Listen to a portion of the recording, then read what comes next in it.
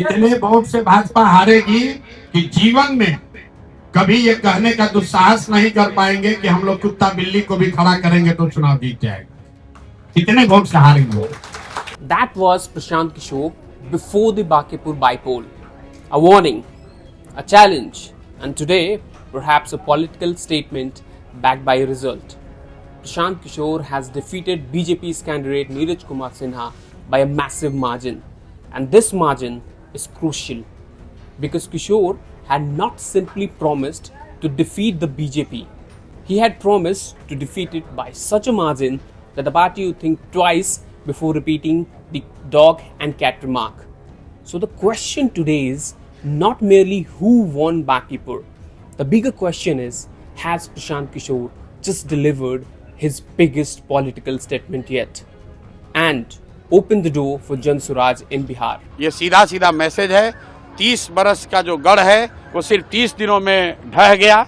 वो सिर्फ इसलिए ढहा है कि बिहार के लोग भी चाहते हैं कि अब 4 किलो 5 किलो अनाज और जाति से ऊपर उठकर हम लोग के बच्चों के पढ़ाई रोजगार के लिए केंद्र सरकार और राज्य सरकार काम करे। अगर वो काम नहीं करेंगे तो आगे चुनाव के परिणाम उनको ऐसे ही देखने को मिलेंगे।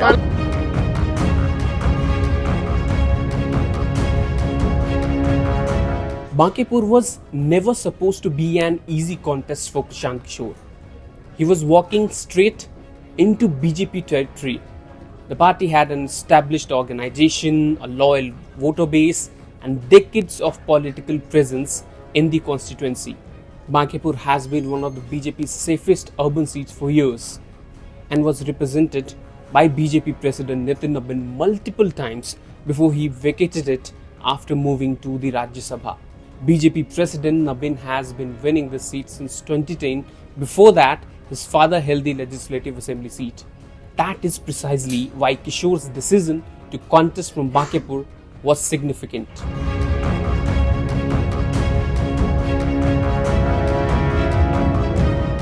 There is an irony to Prashant Kishor's political journey.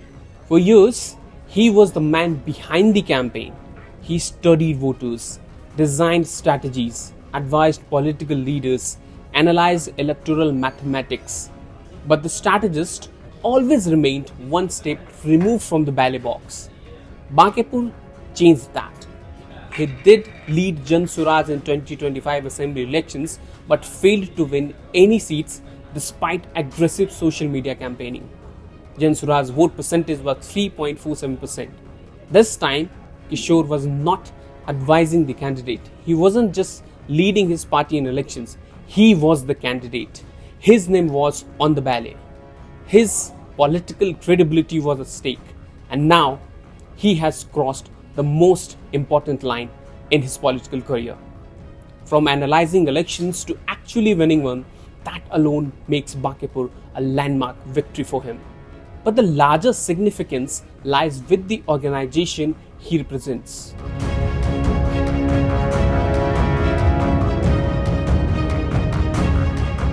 Until now, critics should argue that Jan Suraaj had visibility but not electoral credibility. That argument is much harder to make today. A relatively new political organization has defeated an established political machine in a constituency considered a BJP stronghold. And that changes the question. Until yesterday, the question was, can Jan Suraaj win? Today, the question is, how many more can it win? That is a much more uncomfortable question for Bihar's established parties. Because once a new political force demonstrates that it can actually win an election, unlike the 2025 Bihar election when it failed, voters begin looking at it differently and political parties begin calculating around it differently.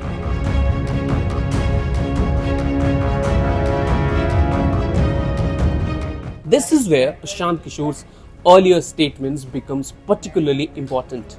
Prashant Kishor alleged through the poll campaign that a BJP leader remarked that Bankipur is such an impregnable fortress for them that even they fielded a dog or a cat, the people of Bankipur would still vote for them. BJP MP Ravi Shankar Prasad dismissed the dog or cat attribution as a false and baseless narrative by opponents. He said that the party deeply respects its grassroots workers and a democratic process.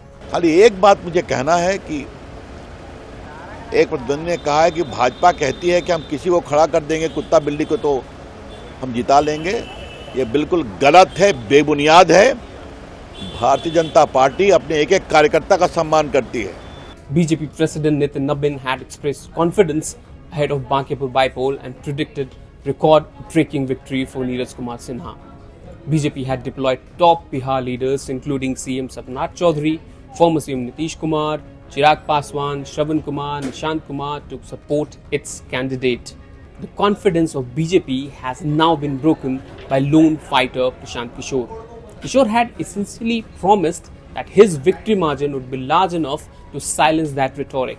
Now the results give him an opportunity to make that argument electorally. If the margin is substantial, the political symbolism becomes even stronger, because this would not simply be a candidate defeating another candidate.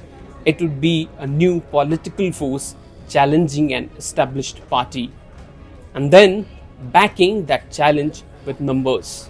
And that is ultimately what elections do. They turn political rhetoric into arithmetic.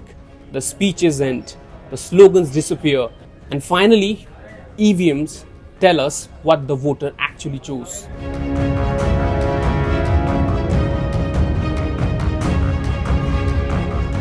For BJP, this is clearly a setback, but it would be simplistic to call it merely an anti-BJP vote.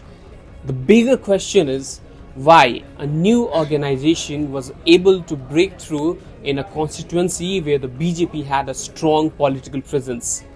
Was there local dissatisfaction? Did voters want a change? Did Kishore attract voters who traditionally supported the BJP? Was there a consolidation around Jan Suraaj? Or did the BJP underestimate the appeal of a new political challenger? These questions matter because political strongholds are never permanent. A party may inherit a loyal voter base, but it can never permanently own the voter. And Bankipur has just demonstrated that.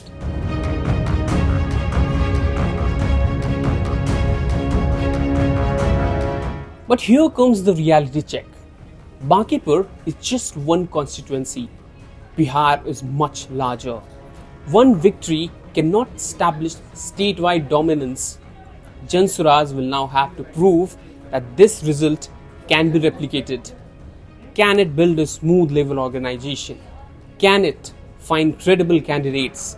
Can it expand beyond one constituency? Can it attract voters across different social groups?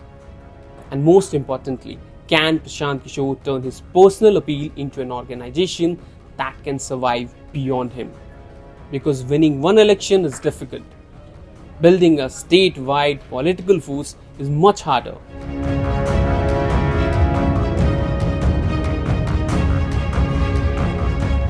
Today's victory answers one question. Can Prashant Kishor win an election? The answer is yes, but it creates a much bigger question. Can he build a political alternative? He now has to build a cadre, build leadership, build an organization, and develop a statewide political narrative that goes beyond his own personality.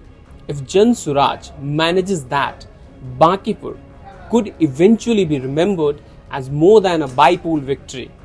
It could become the moment when the party announced its arrival.